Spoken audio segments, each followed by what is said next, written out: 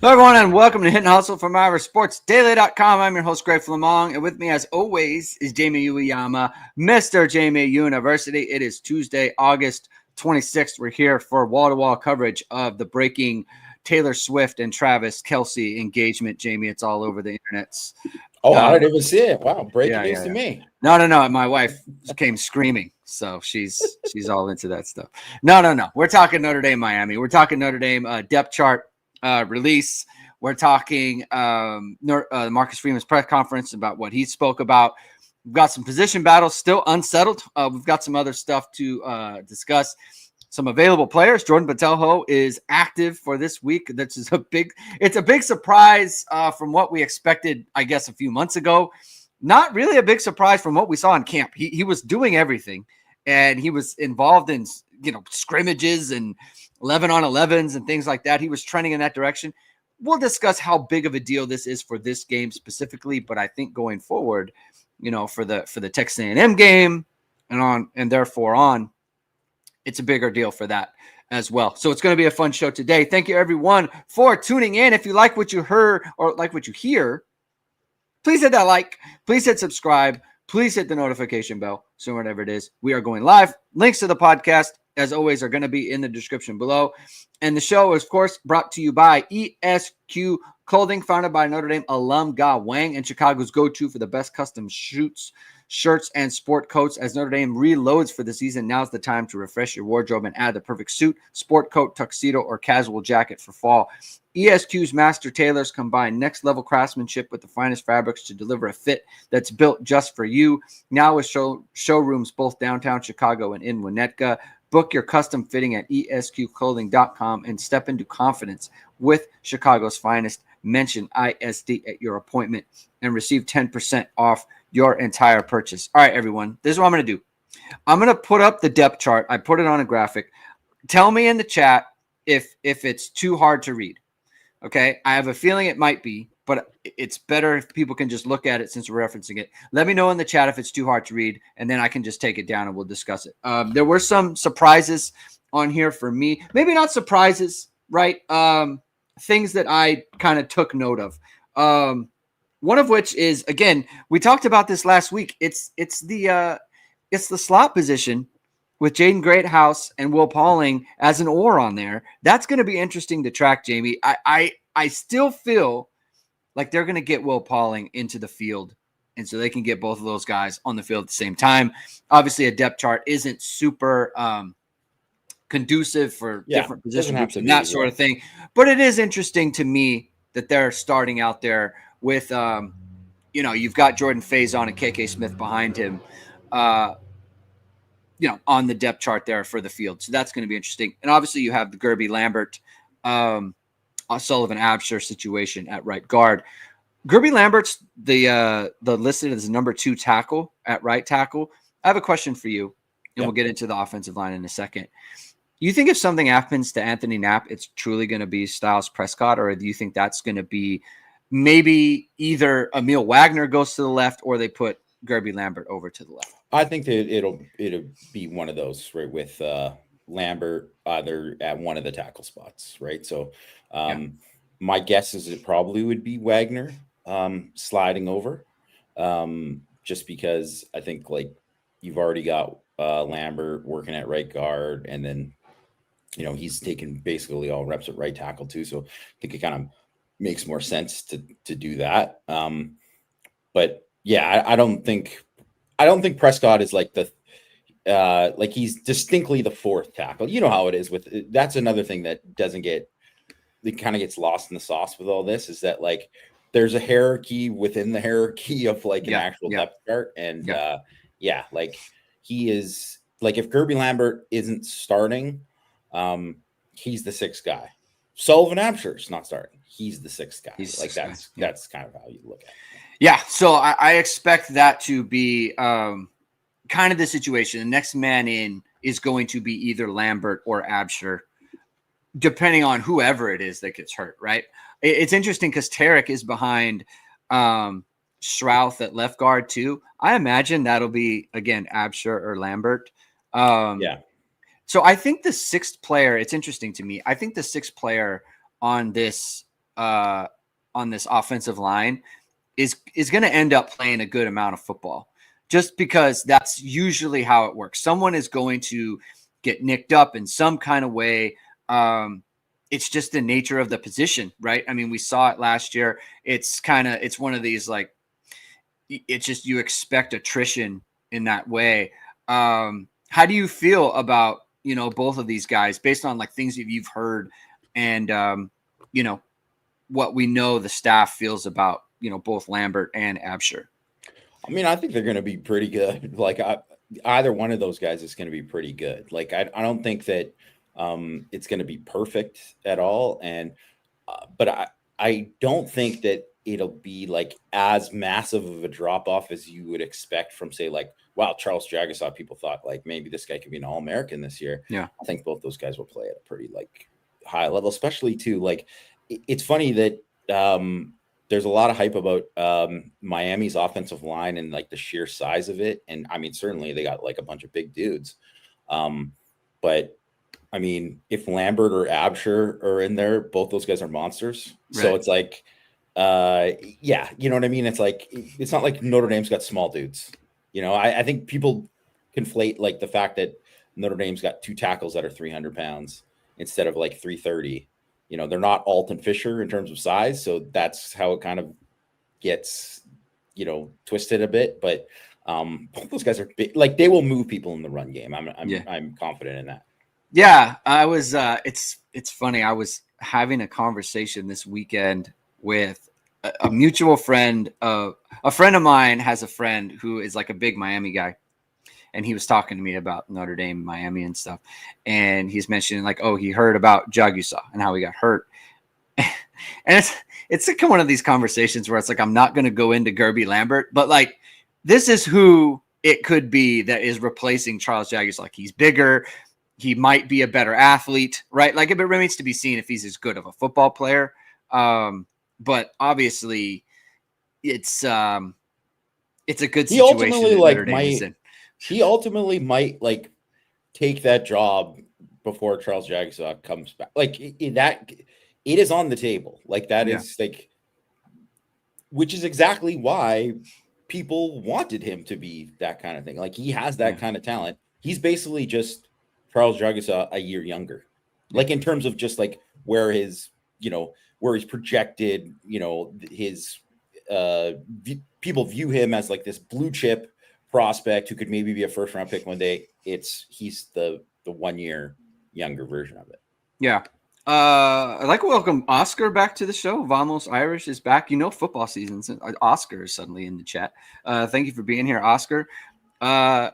He's asking, will they play both like Marcus Freeman insinuated? Do you think that's something that they're gonna do in the first game?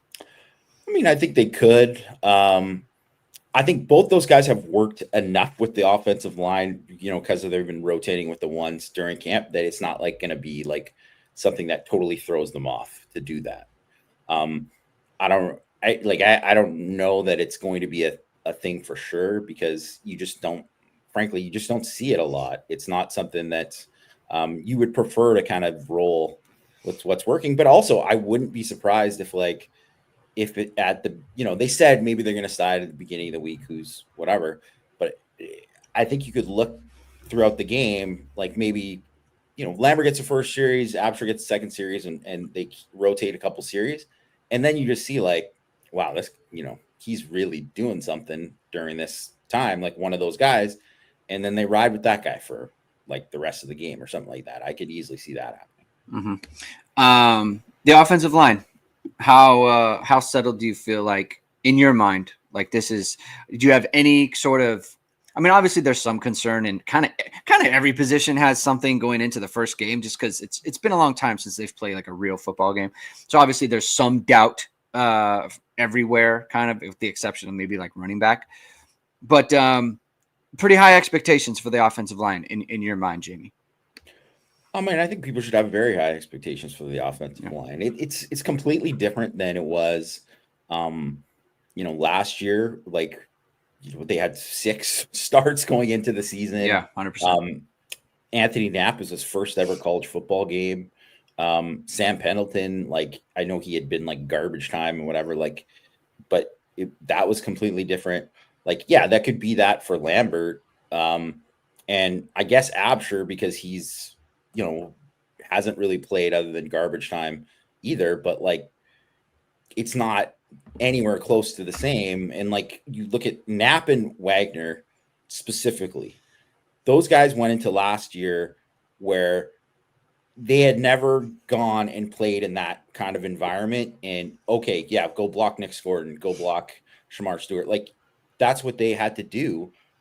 That's just, you could just see that anyone who watched that first game, compare it to later in the season, and they were different players, which makes 100% sense. Like, that is how it works, right? Like, you get better based on those experiences, and they're just a far better, group than they were. Now, are they going to be like as in tune as they were, like, during the CFP run when they were like really like playing a really, I mean, no, but no one is the first game, which is, something that people should probably think about with Miami too, is that, yeah, they bring in 4 starters back. Miami's basically the exact same situation as Notre Dame. I would say the only difference between Miami is, I would say that Notre Dame, I would take their guys across the board over Miami's guys across the board. But Francis Mauiaga is the best guy out of them all. Like, he's the best. He's the best NFL prospect and probably the best player out of them all. But I mean, as Notre Dame fans know, it's like, you can have Joe Alt, but if, like, you're not great at some of these other spots, it's going to hurt you, right? So I think they're going to be challenged. Like, you go against Ruben Bain is a beast, right? He is a monster. Yeah. Messidor is a very good player. But this isn't their first rodeo. They've played, you went through the whole season. They went through a gauntlet of playing those guys. They're so much more prepared now than they were like last year. You go against like Abdul Carter, it's like everything else should be a lot easier when you do that. Yeah. Let's switch over to your friends on the defensive line here, Jamie. I'm going to go through the starting 4 right now, just as listed on the depth chart. You have Boubacar Traore, Jason Onye, Donovan Heinisch, and Bryce Young. Boubacar makes it, which I think we figured, just because he'd been doing everything. They were limiting him, sort of similar to Mitchell Evans. I wonder if he's on a pitch count, because you got Junior Tuihalamaka, who's listed behind him, and then Jordan Botelho. We'll get to Botelho again in a second. Jason Onye, again, this is, and you've been on this, so congrats to you for this, Jamie. Well, I don't want to say congrats yet because he hasn't actually done it, but you've been on this quite a bit. It's like Onye could be like a frontline guy. Marcus Freeman said, again, defensive tackle Jason Onye is playing as well as any defensive tackle he's had in his 4 years at Notre Dame, and he's had Riley Mills and Howard Cross. I mean, I don't know what else does he have to say to kind of praise the guy? Like, it's pretty obvious. And you're like raising expectations too. Like, it's not, he doesn't, you don't have to go that far.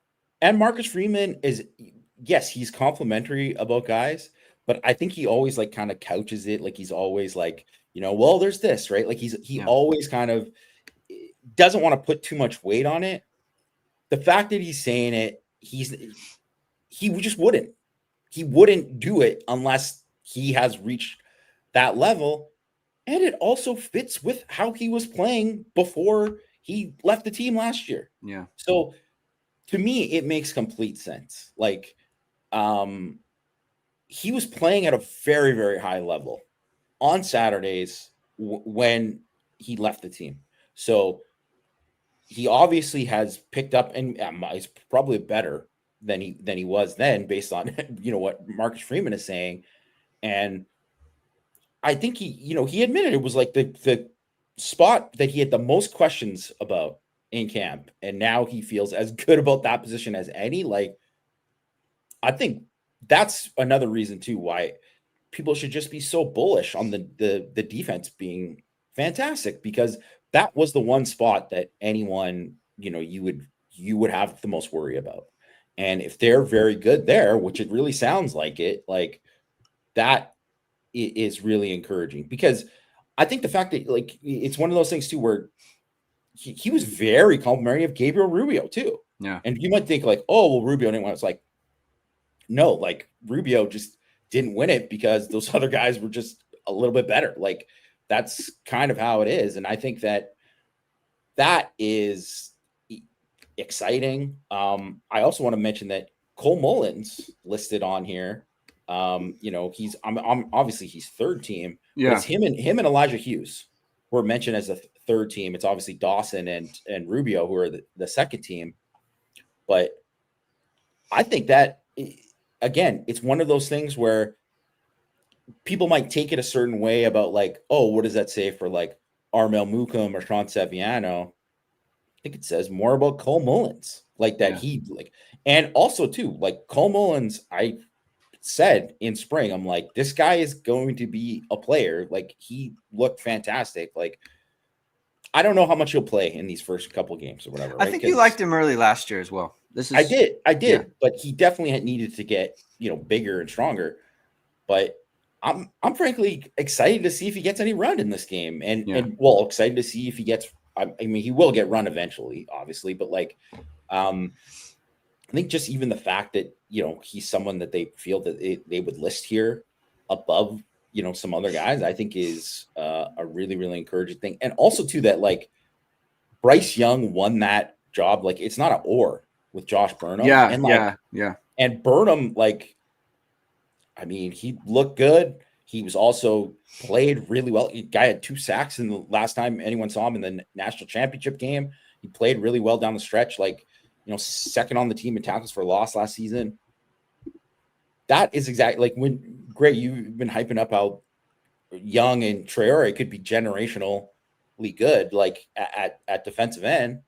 It's exactly what you want to see if those guys win those jobs, right? Yeah. And and then not to mention the fact that Botelho is, man, that is just like, to me, super exciting. And I honestly, I think he would be on a pitch count. Like I would imagine, right? But if he plays 15 plays and they're just like, 10, 15 plays and they're like, hey, just go and be a freaking wrecking ball out there and do your thing. Yeah. Like you're going to get something out of him, out of those plays. Right. Yeah. So I think that's, people should be really encouraged by like kind of what has happened and, how everything kind of played out there. I will say the one thing about Boubacar on a pitch count, it was very different with him and Mitchell Evans at the beginning of camp. Like, so Mitchell Evans at the beginning of camp last year was like not doing any stuff with team right away. Like he was like, okay, he's running routes on air and that's it. And he wasn't doing any of this stuff with team, where Boubacar was doing stuff with team, but they were like, okay, this many plays. Okay, now you're done. Like, so I think, and also too, based on maybe time of year when it happened, his knee injury happened, like a few weeks before Mitchell Evans did the previous year, right? So Evans was like a little bit later in the year. So maybe that's got something to do with it, where if you're looking at, say, like where Mitchell Evans was, and like by the time he got to the Purdue game and all of a sudden, oh, he's like starting to ramp it up. I would think he's probably closer to that than anything like early on. Yeah. Plus he's not an or either. You very much could, right? The fact that they they don't have to put him first on the depth chart or whatever. Like, I think because the difference between Evans last year and Boubacar this year is like Evans kind of they needed him a little bit more than I think Notre Dame needs Boubacar. Like they have players there. I want to go through their second team as listed on the depth chart. You have Junior Tuihalamaka, Gabe Rubio, Jared Dawson, and Josh Burnham. 3 of those 4 started the semifinal in the national championship game. Yeah. I think 3 of those 4 started the Sugar Bowl as well. Yeah. So that's your second team on the D line, and then you have Jared Dawson who played snaps at Louisville. So that's big time college football as well. Those are your 8, those are your top 8. And then you have Elijah Hughes, who you really, felt good about. You have Cole Mullins, who you said you felt good about. Logan Thomas, who the staff is high on. That's your third end, right? And then you have Jordan Botelho, who's, your third end on the other side too.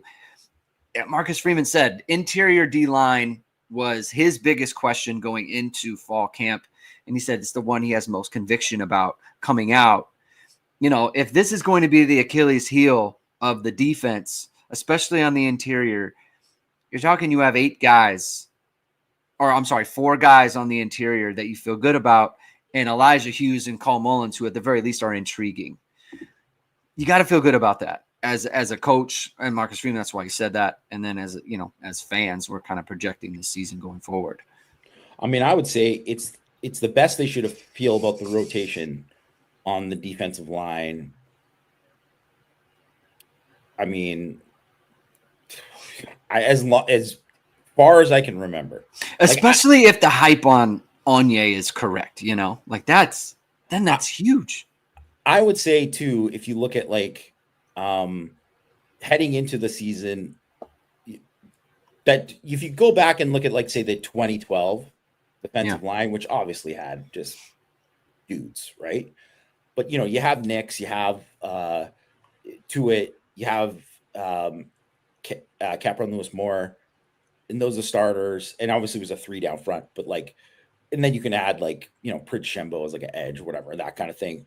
But they had Sheldon Day was a good freshman to play, and Springman was good. They had guys there, but I would say that was probably, I think, the deepest quality that they've had at the defensive line. Just totally but a lot of those were more questions going into the season, because it wasn't anyone at the beginning of that season was man, Tony Springman's going to be good this year. No one was talking about him as something like that. And who knew about Sheldon Day as a freshman, that he would actually be good or whatever right away. He was highly touted, but still, right?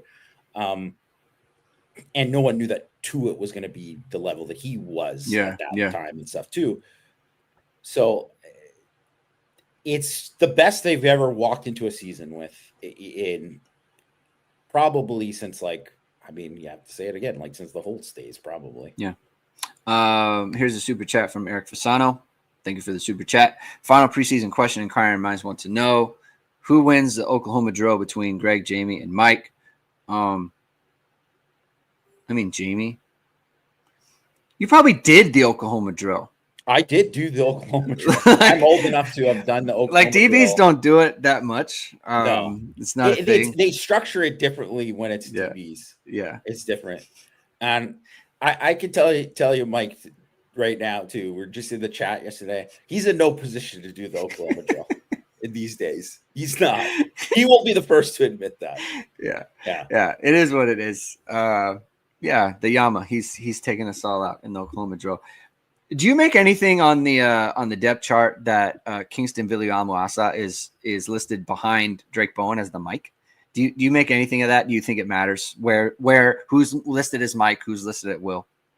No, not really. I don't think, because also I think they're going to mix and match there, and we saw Bowen and KVA play together quite a bit last year too. So I don't think it really matters. And the thing is too, is if they really wanted to make it accurate to what it is, they'd put or there and all of and it would just be a mess, right? So it's not a I wouldn't think that it's any kind of big deal that they're how it's listed. But we don't even really need to get into the linebackers that much. They're good. Yeah. They're good players. I think probably the distinction there is because if Drake Bowen is out of the game, then it will be Kingston Viliamu who's the Mike at that position. He will probably be the green dot guy. Yeah, I would imagine. Yeah. Okay. Jalen Stroman listed as the safety, with Tay Johnson backing him up next to Don Schuler, who has Luke Talich backing him up. That could be interchangeable as well, but it's notable. I imagine so. Carson Hobbs is listed as the backup nickel. He is not listed at corner. I assume that Dallas Golden is the backup boundary behind Leonard Moore, and then Mark Zachary is the backup field behind Christian Gray. I imagine if something happens to Moore or Gray, it's going to be Hobbs that goes in there. Marcus Freeman wasn't asked about that, correct? Is that I don't think I missed it. He wasn't asked about it, but I noticed though they didn't really. I don't know how much Hobbs repped at outside corner in all of camp. So Hmm. I'm where I assume that based on the spring, but it wasn't clear that that was going to be the case there. Um, if that happened, I'm sure he can play. Like we know he can play, right? But it's just I'm not 100% sure that like say Dallas Golden or Zachary's not the third corner like that they would go to. And I would also say based on that where they have like field and boundary, there's always a hierarchy there where it's like this guy's the third guy. One Yeah. of those guys goes down. Yeah. This is the next guy in, and we'll see if they actually how much those guys will actually play. Like I think they'll play. I mean, they're gonna play in the game, but like I wonder how much like are they gonna mix and match it where it's like, okay, well, Golden, then you're gonna be in with more in this, this series and that or whatever, or for like this amount of plays. And if they kind of like mix and match there, that'll be interesting. I'm really interested to see what they do with the safeties and mix that mixing there too, because they did say all four are gonna play at the end of, after the Chris Ash said that, and then Freeman said that as well, right? When they're talking about the scrimmage last week. So it also totally makes sense. Like Talich is that he's that same spot as Schuler. Like that is, it makes sense for him to stylistically as well. Yeah. They're very similar players. That's now that you mentioned that about Hobbs, I have not considered the possibility that Golden or Zachary could have passed him to the point where it's like they would be the next player in. Like, and I wonder who the staff kind of, and this is only going to be found out if someone goes down, right? So like if Christian Gray got hurt, they could move. Like if the next best player is Dallas Golden, they would just move Leonard Moore to the field and then put Dallas Golden to the boundary. Like that's what you're talking about, the hierarchy and the way that works. That's interesting that how that plays out. I still feel like Hobbs has a place there. Maybe I'm wrong. I just because you want him to get those backup reps at nickel too, so I could see that being the case. Maybe they just feel comfortable with him at the field or boundary or whatever it might be. But that'll be interesting to track as the season progresses. Obviously, it's a great sign for Golden and Zachary, right? I mean, talking about the future at the position. So that's kind of a big deal. Patrick James with the super chat. Thank you very much, Patrick. Prediction time. I cannot see any Miami receiver with 5+ receptions. I also see at a minimum 2 interceptions for Notre Dame. He is predicting Notre Dame 27, Miami 17. It's not a bad score, actually, from a score standpoint. We got to do our predictions pretty soon here. I mean, to be honest, I might have gone somewhere in that direction, so I'm mad at Patrick for that. What do you think, Jamie? I mean, I don't know about the 5+ receptions. That's like one of those arbitrary numbers that like no one cares. Who cares if they get 5 receptions if he gets 30 yards? You know what I mean? Like there might be a guy with 7 receptions for 47 yards, and then you're like, well, congrats. Like that didn't have an impact on the game. It's less about that. It's more about like the actual like impact, points and impact and whatever. So I don't know. I mean, I could see it also but I could see that from the perspective of like, I don't know if they have like a number one. Like I don't know how they view it. Like it would be so wild for CJ Daniels, who's the transfer they brought over from LSU, to be the number 4 wide receiver at LSU last year. And he's wide receiver 1 for Miami this year. I know he was very good at Liberty. Like he, had monster numbers there. And he's also like a guy who, incredible. He is like Jaden Greathouse level numbers in terms of contested catch, rate. He's very successful there. But he's not a true one, or at least he hasn't shown anything close to that at the power 4 level. So, and then it's like, well, JoJo Trader, who had 6 catches for 91 yards last year, maybe he's there. Will Fuller, who didn't do anything and whatever. And Malachi Tony is like a true freshman who they're like raving about, but it's like, it's very rare for a true freshman to just be like that dude right away. and usually it takes a minute for that to happen too. So I don't know. I mean, there's no one in their right mind would pick their receivers versus Notre Dame's DBs in any kind of matchup and say like, oh, they have an edge. No, not even close. Yeah. Jay Wu says, very curious to see how much zone Notre Dame mixes in this year with Ash at the helm. Yeah, I think the zone, it's to me, it's and maybe this is a distinction without a difference, but I think of it more like how much do they still run their robber stuff?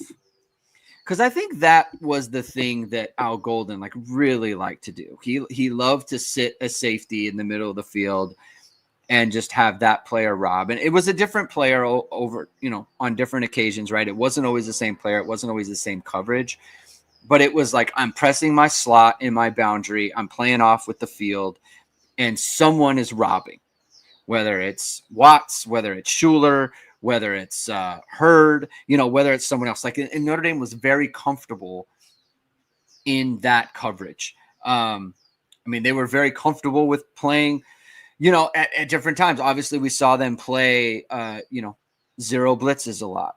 And it's funny to me because I think, early in the year, like against Texas A&M on the 4th and 2, right? Notre Dame's basically in the same coverage they were against Ohio State at the end of that game. It's just that the result was very different, right? And I think that the Ohio State had a bunch of tape where it's like, hey, we can throw over the top on number 29. And Texas A&M at the time did not have that, right? And so that to me is kind of like, obviously the scouting report is out on Christian Gray now. Is Notre Dame going to not put him in that position, a lot more? And what does that mean, right? The types of coverages, I think it's a very good comment by Jay Wu, because this is one of the things that I'm very interested to see how it works out for Notre Dame. Yeah, and I think there's going to be things that with the safeties specifically where it's going to dictate so much of what it's like when you have Kyle Hamilton and he can be a Swiss Army knife and he can do so many things. It's like it really opens it up. But also the fact that when Kyle Hamilton was at Notre Dame, they didn't have anyone who could like play single high except for him. So it's like, well, you have to. It changes everything, based on like who you feel you can play deep, obviously who you're playing and stuff too. Based in this game too, especially because you're going to play a team, you're playing an air raid team. They want to, you get a lot of too high looks against air raid teams because they're going to run 4 verts a ton and they're going to they're going to challenge things down the field. So when they're doing that, you're not going to play single high too often. So that changes how, you're going to mix and match things. Obviously the key is like, you got to win if you win on first down and you get them in a 3rd and long, it changes everything. And you can pick your poison and do a million different things. And, but I'm definitely interested in it too. Like, because I have a feeling that early on in the season, what they're good at in terms of some of the things that, Ash just brought to the table, they'll probably do more of it as the season goes on than they will like early on, I think. So that's just my guess, not based on anything I've heard, just my guess. Yeah. And there's, obviously there's considerations to match up, like you said, like you're playing an air raid team, you're going to set up a little bit differently than you would against like Texas A&M, for example. That might be a little bit different. And there's also weather considerations that you have to take into account, right? Like we don't know. It could be raining a ton, it could be super wet. The field could be sloppy and things of that nature. Unrep is asking, have we seen Snead blitz up the middle? I'm thinking of ways to rattle Beck, and their interior O-line seems to be comparative weakness to the O tackles. Sorry. Okay. Yeah. I mean, literally like the biggest play of the season for Notre Dame, he blitzed up the middle. Like against that was Penn like, State, yeah, right. We ran a green dog like that. So that's what kind of threw me. I was like, yeah, I'm sure Unrep watched that game. Like that was something like, and he is someone who will do that like, I have a feeling he's going to do that more this year than be on the edge, because they're more confident in their edges now. So that way he can be way more Swiss Army knife-ish in terms of what they do and how they move him around and utilize him there. And I actually think his best thing, I think he's probably going to be a better edge rusher this year than he just has gotten better every year. But I always thought his best stuff was when he lined up in the edge, was when they ran like stunts inside. I would look for I think they're going to run a ton of stunts in this game on like long yardage stuff, because that's one thing that like Uyeyama, who's like obviously very good, he handles speed rush really well. He has some issues identifying some stuff like that comes inside of him and stuff. He overcommits. So they could get there, and then you could obviously, you're stunting, you're running like a TE stunt, that end could like smack Carson Beck right in the face. that would be very nice for Notre Dame from a Notre Dame perspective. Patrick James, thank you for the super chat. Final thought: I'm going to watch how cleanly Notre Dame plays with regards to penalties. I hope the refs call a good game. That's not something I count on.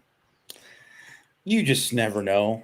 Yeah. I mean, think about that Penn State game, the Orange Bowl. Yeah. That was not a well-called game. It was not called in favor of Notre Dame. Yeah. Like, you had the two picks taken off the board. One of them, I think, was pretty blatant. Like, they could call it. The other one was like, I don't know. Like, they didn't maybe have to throw a flag there, and that changes. There was the horrible holding call on Christian Gray that was not called, where it's like you literally see his shoulder pad like popping out.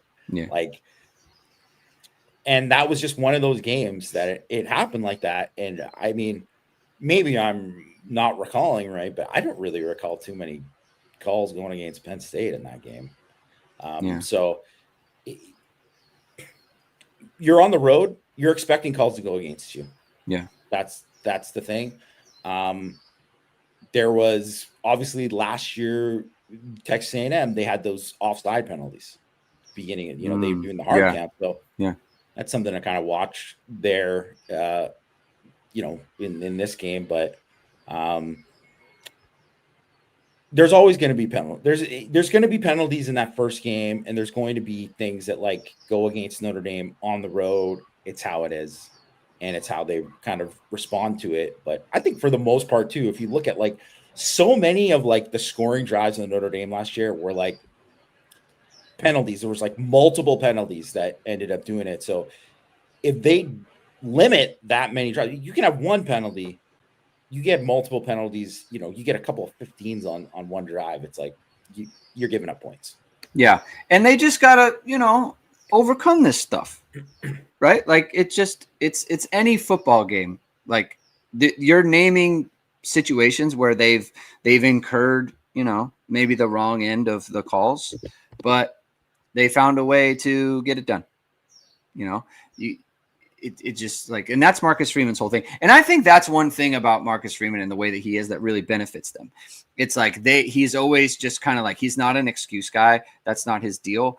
They have to find a way. I do think from a discipline standpoint, it could get a little bit chippy just because of the situation, right? It's Notre Dame's going to be jacked up for this game. Obviously, Miami's going to be jacked. I mean, they're trying as hard as they can. Like, it is Miami's life goal to get their fans to be exactly like it was in 2017. Like, I feel like they are banking on that. I feel like they are banking on that a little bit in a way that is red flaggy to me. It's like they just like we need this. Yeah. Like, please do this again. Like, that would be great. Yeah. If you guys, brought stuff to throw. Bring them all up cocktails, guys. Yeah. Like, that's honestly the vibe.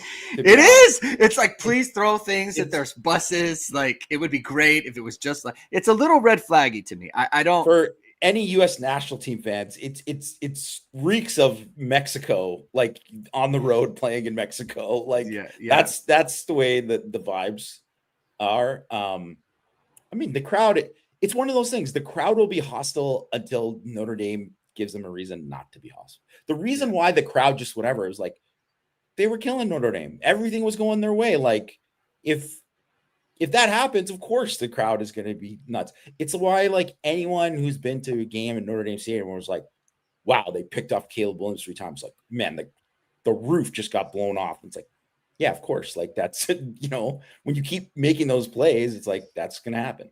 Yeah. Just, they're very bandwagony in that way. Which, you know, that's Miami is like that, right? That's the type of city that it is. And they're kind of open about that, about, you know, jumping on the bandwagon and that sort of thing. You can jump on the bandwagon of pickleball, Jamie, that's taking over the nation right now. If you're in the Mishawaka area with H2 Pickleball, founded by alum Todd Hill. He's teaming with fellow alums Jack Gibbs and Will Howells, a top 10 pickleball pro, to bring Notre Dame fans to the Notre Dame Pickleball Crew League. Besides football, what better way to connect and engage Notre Dame fans than through pickleball? Membership is free, and members will have access to special pickleball events and discounts. The first event will be a tournament before the Purdue game with medal rounds played on campus. A portion of the proceeds will go to the Rockne Athletics Fund, who supports our Notre Dame student athletes. Contact Todd at h2pickleball.com or 574-339-5195 to join the league. And be sure to visit the H2 Pickleball facility in Mishawaka when you are in town. H2 Pickleball is located at 55801 Evergreen Plaza Drive in Mishawaka, Indiana. When you listen to Marcus Freeman talk about CJ Carr, what kind of stands out to you? I thought he's, you know, what stood out was basically, you know, his work ethic, intelligence, all that kind of, not that stuff that we didn't already know. But just talking about how like his confidence and how confident he is and how that's important. Right.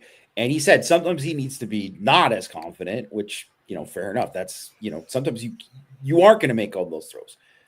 It is true though, that like you have to, it is one of those things where that guy has to carry himself a certain way and people feed off of that. They will. Right. And like, he wants those moments, which, you know, when you think about like, oh, well, what's the anxiety like going to be in this game? It's like, I think that's a pretty good sign that, you know, he's like really like going into this game thinking like, I'm going to be the guy. And that's can be a bad thing. Like Marcus Freeman said, but it can also be like the thing that makes Notre Dame win by, you know, multiple touchdowns. If that's the case. Yeah. I don't mean this in a way that he doesn't like Kenny Minchie, because I think he absolutely does.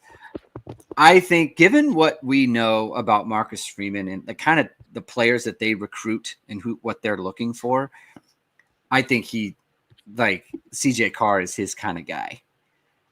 I think he vibes with him. I think he likes him. I think that he sees all these interceptions and he's like, I don't like this, but I like this. Like, I like that. I think he likes it. He goes for it. And I think I view the stretching thing in a different way with that as well, where it's like, he is so jacked up. I just want to be competing right now. I don't want to stretch. I want to compete and I want to throw and I want to get better. I think that's how Marcus views it. And I was when I talked to Pete Sampson, like he talked about CJ Carr's leadership as well, the way that Marcus does. And I think the fact that Pete keeps bringing it up, there's something there where it's like CJ feels like it's his team. Okay. I got a totally different view of that. Not that, you know, I think he does like confidence and all that. I think he totally gave away why the decision was made. One guy was going to take it one way if they made the decision, and a guy who's ultra confident, you were going to crush his confidence, and he was going to lose that aura that he had around him. And he 100% gave it away as soon as he said that. And then he said the way that Minchie responded was because he knew one guy was going to respond one way, because like we've said for the last week, they might need Kenny Minchie. Like that. Yeah, he did say in the press conference, we're going to need both of these guys. That's a they good might point. need them in this game.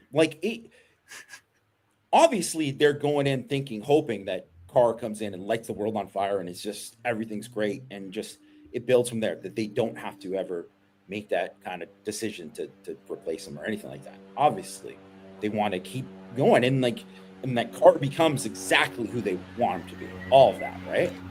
But when they're talking about like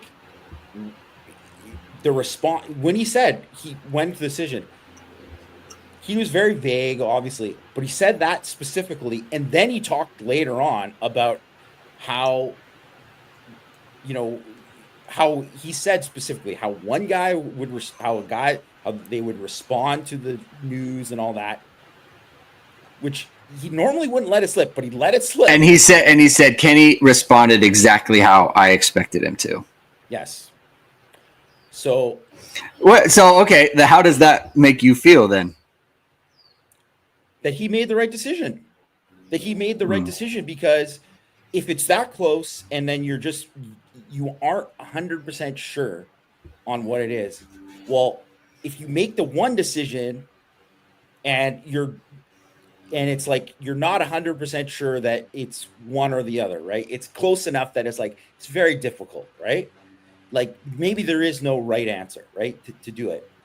Well, you make the smartest decision for both of those guys and for the future of the football team.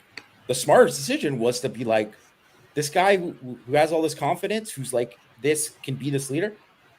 I'm going to say, hey, I'm putting my chips in with you, doing it. Because if he didn't put it the other guy, it sure sounded to me like one guy was going to take it horribly and it might have smashed his confidence and then that was it. And one guy was going to get pissed off and be like, well, I'm just going to go back and grind. And exactly what he said. So I don't think I'm reading too much into it either. I think that by his answers to me, it made it pretty clear to me exactly. And I think that's so smart because DJ Carr just, man, the ceiling is so high on what kind of player he can be. It's so true. And you want him to continue to have that kind of, feel that mystique around him and for him to think like, I'm the best guy out here and I can lead these guys and all that. And it's probably what got him into the position why they were like, well, he's leading in the summer, and he's all like, I mean, that's why he's there, because he's the guy who rallies them up there. And Minchie's the guy who's like, he has like Frank Reich, not the coach energy, but Frank Reich, the backup who led these comebacks energy, where he's like, I'm cool, I'm confident. And then he's like, I'm pissed and I'm going to go in and I can do it. Like, I think it made me think that, and I'm like, wow, they might have played this beautifully, because even if it doesn't work out with Carr, I think you have a much better chance of your second choice working out based on how he played this decision. That was very revealing to me. Interesting. I can't say I disagree. I think you're making good points to me. I think that's fine. I will say I think that's only okay if it truly was that close. And it makes it hard because you have the reports that it's like, well, Minchie was playing better. And it's like, what you don't want, and I don't know this to be true, what you don't want is you don't want a situation where it's like, well, one of them is playing a little bit better, the other one has a higher ceiling, and the other one's going to take it really poorly. And so, therefore, this is the direction we're going. Can't really say that. I do it throughout the whole process. It was very hard for me to actually see them not so much going with Minchie, but like not going with Carr. That was very hard for me to like imagine. It's like I could very much see Kenny Minchie being the quarterback, but it's like, you're not going to start Carr like that. That always kind of felt weird. Maybe it felt weird to Marcus Freeman. I mean, it's interesting. So Sam K says, what Jamie is saying, and maybe I'm misreading it, make cars sound kind of fragile. And I think people could, is that what you mean? I'm going to let you clarify. Is that what you kind of mean? I don't mean it as him being fragile. I just mean like one of the things that he clearly said, one of the things that makes Carr, they ask, well, what was the reason that made you decide on Carr? One of the main reasons was that he's a confident guy and he's this. Well, I don't care. You don't, it's not fragile to be like, hey, you're confident, but then they tell you didn't win the job. Your confidence is going to go down. That doesn't make anyone fragile. That's just a reality of what it is. And there's a difference between someone who's going to be like defiant and like, okay, now I'm going to go or I'm going to be cool and I'm going to keep reacting and just work harder and just keep going at it. And then there's a difference between someone who's like, wow, maybe I'm not as good. Like that. I don't even think that makes someone fragile. I think that makes them human. Like it's just like a normal thing for most people. Yeah. And it's just one of these things that like, I just think that that was really interesting to me for him to reveal that and made me believe that, like, I mean, he said it played a part in the decision. And notice how after that, he kind of was like, oh yeah, I hope that I do whatever. Cause he kind of like, he kind of was like, maybe I shouldn't have said that. Like, yeah. Go back and listen to it. Everyone can just go back and listen to it and see what it. And I don't think anyone should read into it any kind of way in terms of like, this means Carr is going to stink or this means that they are going to go to Mitch. No, I'm not saying that at all. I'm just saying like, that is definitely like, I'll tell you this specifically too. And Greg, this, like anyone can see it. There's a difference. I don't care about players at any kind of age. Like, NFL to Pee Wee football, whatever. If someone sees a depth chart, it's like, and they see or there, it might affect them in a negative way. And even if it is truly or, it might affect them in a negative way. Yeah. So, and I'm not saying this specifically about Jalen Sneed, but maybe it would affect him in a negative way if it was like, even though they're probably going to play fairly equal reps or whatever, it might not hit him in the same way. Instead, it gives him confidence to be like, hey, you're the starter, right? And for some guys, it doesn't matter. For some guys, it does. And you have to know that. It's just like anything when you're coaching somebody, it's like, you got to know which guy that you can like, guess what? I can yell at this guy. I can cuss at him. I can push him. It's going to push the right buttons for him to be the best version of him. Yeah. This other guy, it's going to like go right through him. He'll shut me out. He doesn't want to hear it.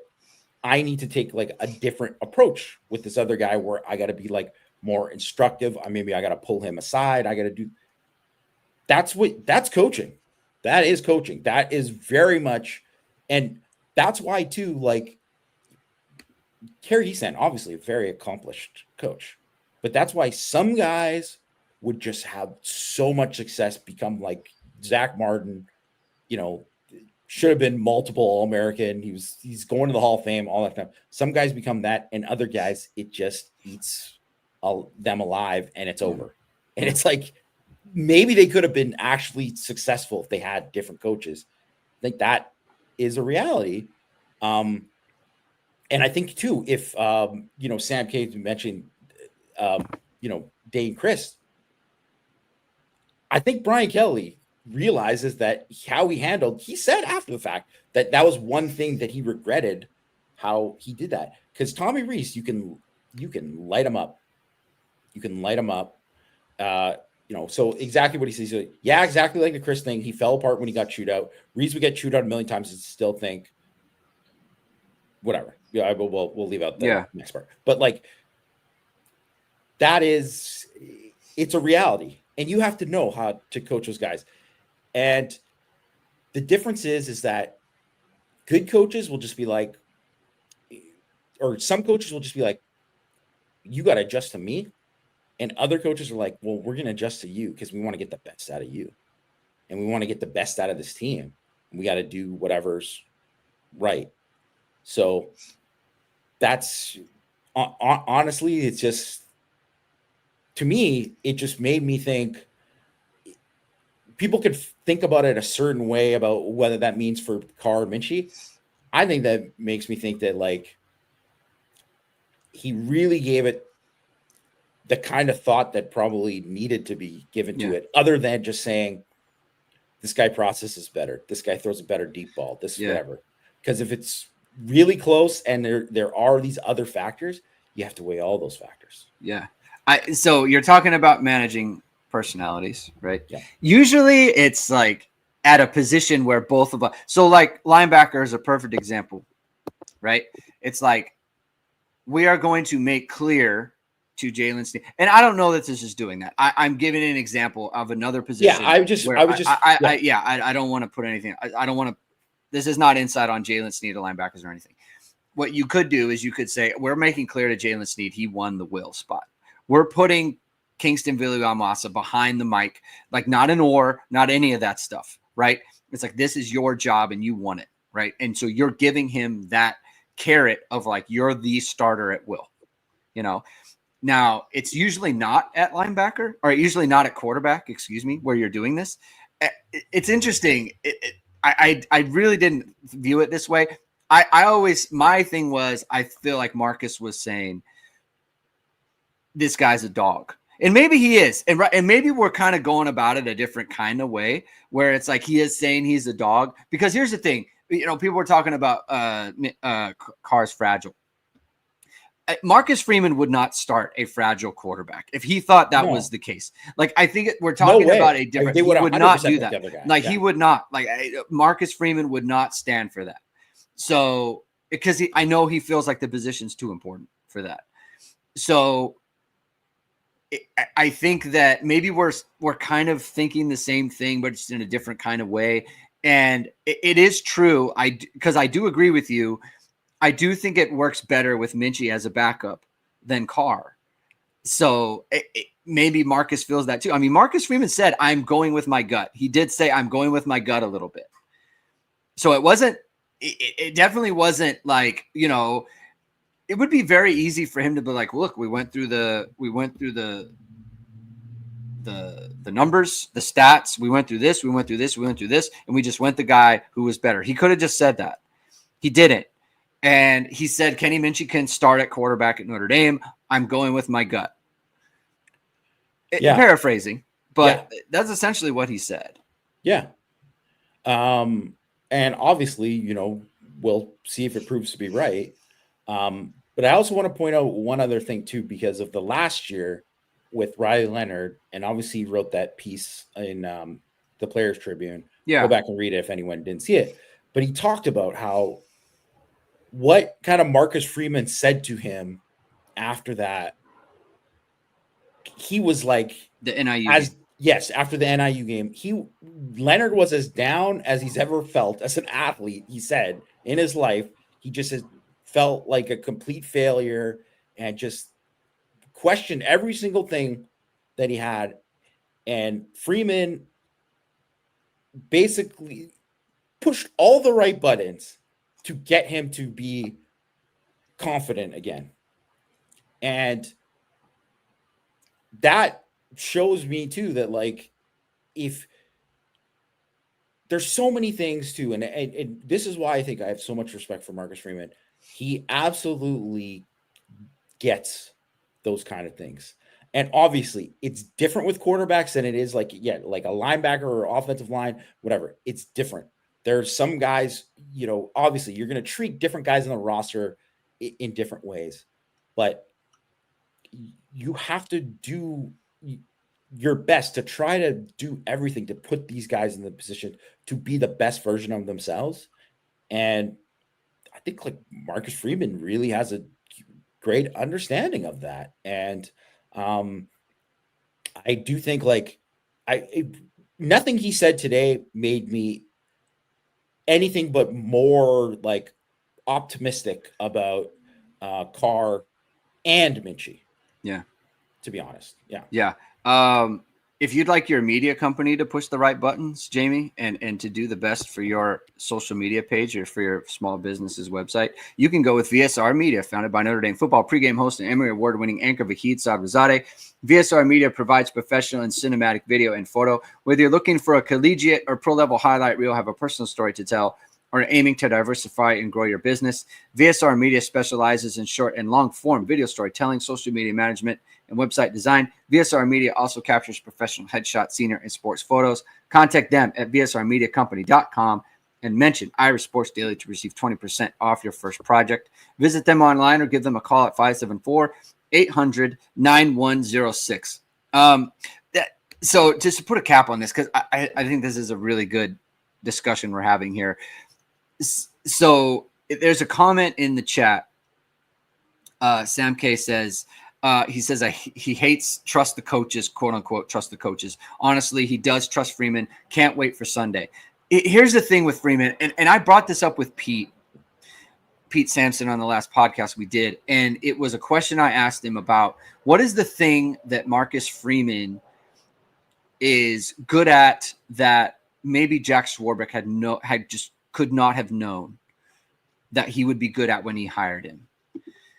And I think it's what we're talking about now is his ability to read people and to make decisions and to kind of problem solve in difficult circumstances. Like the way that he dealt with Riley Leonard, like you just talked about, the way that he dealt with the team after NIU, he pushed the exact right buttons in those moments.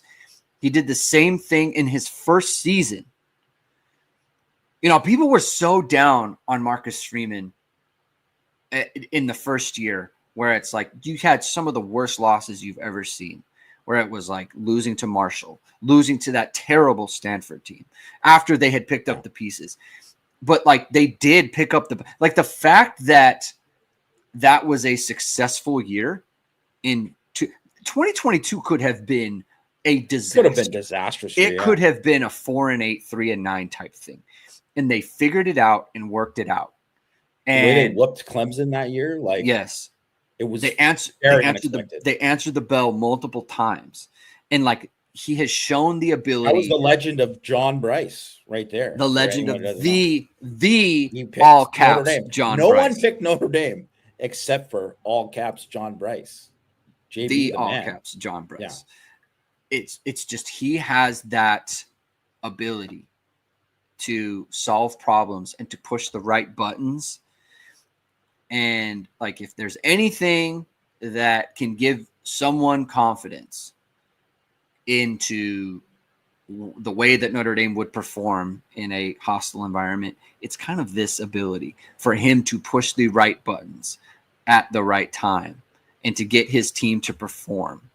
This is why, like, every year I pick them to lose a game where it's like Notre Dame's not there. They don't have their attention because he doesn't feel like he needs to push the right buttons against NIU. You know, you don't need to push those buttons, but you do in other moments. So I think that's like his kind of superpower. You know what? It's funny that you said that too, because I don't know why, but somehow I like found the press conference, the beginning of the week press conference of the NIU game. And I don't want to say he wasn't like totally aloof in that, whatever, but he talked about like, oh yeah, we're going to get these guys, because people asked about like, you know, are you going to get these guys more involved in the game that didn't play against? Yeah. Oh yeah. And he talked about getting reps for all these guys who, you know, were backups or whatever in the game. I was like, it obviously didn't stand out at the time, but now going back to it, you're like, can't believe he spoke like that. Yeah. Well, not even that he can't believe he spoke like that, but just like, it makes sense that you would just think like, we just went out and we whooped Texas A&M. We're going to go out and whoop Northern Illinois. So they're thinking, yeah, we're going to get these backups. We're going to get these reps. And they just did not ever talk. He never talked like that the rest of the way. And I guarantee he never talked like that the rest of the way to the team, or they never had that approach the rest of the time too. So, I mean, I think it's going to be really interesting. They could, obviously they could lose games this year. Like, anything can happen at any time, but like, I just wonder if like I do kind of think he's got a good pulse on things. So where he's never going to quite be that. I think that kind of was like the straw that broke the camel's back, where it's like, he's always going to be a certain way now in terms of preparation for those guys and communicating it to the team. So they kind of know like, this is serious. Like, we got to handle this every way. And like, it's obviously not a guarantee. Like what you just said, they could lose games. Like this talent that he has, this ability that he has, it's not a guarantee of winning games, but it is kind of a guarantee of like always having the ability to figure it out. And you know what? Like all the great coaches have this. All the great coaches have this. Like you can go back to Lou. Like he was this way. He had some terrible losses. Terrible. Like 1990 was a disaster. Never should have. Yeah. Like 92 losing to Stanford, 90 losing to Stanford. Obviously the 89 team. I mean, they lost to Miami. The Miami is really good. But like he has these losses in there, but he always had that ability to figure. Saban always lost a game in there somewhere. Like, but they just figure it out. They know how to solve problems and they know how to get their guys ready to go and to get like a good performance out of them. Like it trends really, really well. We talk about upside. This was the upside that kind of everyone talked about with Marcus. It's just like this ability. And look, this year is a big year to test this hypothesis that we're doing. We're kind of glazing Marcus Freeman a little bit here, but we feel how we feel about it. It's just kind of where it's at. I mean, I think it's like one of those, like, well, what have you done for me lately? What he's done lately that has produced, these kind of opinions about him until there's something that makes us change it. And that's just kind of what it is. And I frankly, I think that's why Notre Dame fans are super excited about him as the coach, because, that's everything he's like represented on the way for them to get to that place. Like, I will say I'm very interested, not to just plug another podcast here, but that he was on The Pivot with Ryan Clark and Fred Taylor and Channing Crowder. He's just did a podcast with them that I saw they released. So I haven't listened to it yet. It was released like right around the time of the press conference, but yeah, really interested to listen to that and see what he has to say. Okay. Unwrap real quick. Anything I want to say about week 0 besides laughing at Stanford? I mean, not really, other than like, I think week 0, the Kansas State, the Avery Johnson's brother, dad and brother, what an embarrassment. I don't even know how to take that kind of thing, because I think if people remember the game last year where Georgia Tech, physically kind of whooped on Florida State, and it was pretty revealing, actually. I don't know if there was anything revealing about that game too much that wasn't already, you kind of knew, like it was kind of how you kind of expected it to be. I mean, Stanford's roster's terrible. They're bad. Like they should have lost that game by way more points than they did. Yeah. And it's a brutal situation for Reich to be in, to like have to coach that team. They're just set up like, they won 3 games, I think, for the last like 4, 5 years in a row or something like that. Oh, man, I think it's gonna be tough for them to win 3 this year. Yeah. So time. I mean, it's hard to go to Hawaii too. I mean, it's a long like, trip. like Notre Dame's been to Hawaii, I think twice to play football games, not counting the bowl game, the greatest, the Hawaii Bowl, 2008. What a moment. They went to Hawaii in 91, I think. I think it was 41 to or 48 to 30 something, or 48 to 42, excuse me. And then they barely won in 1997, right? So it's hard. It's hard to go to Hawaii and play those games. But yeah, they don't look great.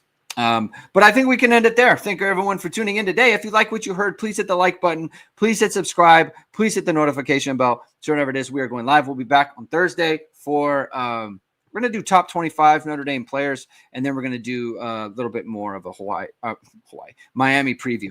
So we'll do that. And then, of course, we've got the game. What throwing a Friday show for everybody just to get the nerves out and talk about college football. So thank you, everyone. We will talk to you on Thursday. Keep hitting and hustling.